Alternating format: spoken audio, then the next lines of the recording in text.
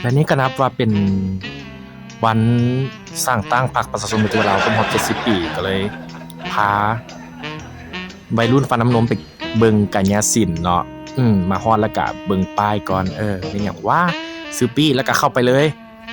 จังหวะนี้ก่อนจะเข้าไปก็ต้องกวดปี้กันก่อนเนาะย่างเข้าไปแบบบ่ต้องสงสัยหยังเลยเนาะย่างเข้าไปแบบงงแอร์เย็นเนาะมื้อนี้เนาะมาแม่มานั่งแม่นี่การแสดงเริ่มแล้วมีทางลวดลาย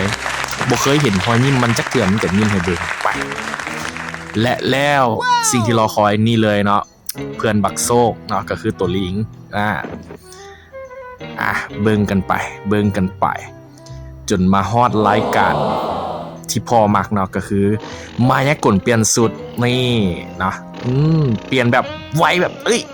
ทันตาเห็นเมื่อกี้สะดุดน้อยนึงเนาะหวังว่าทุกคนนั้นจะบ่เห็นและนี่ก็คือรายการแสดงจากสาวหนุ่มมงเนาะที่เพิ่นนั้นไปฝึกแอบมาจากประเทศจีนไปเที่ยวอยากไปเบิ่งกับไปชมติดตามชมกันได้ที่โรงกายศิลป์บ้านสว่างเด้อ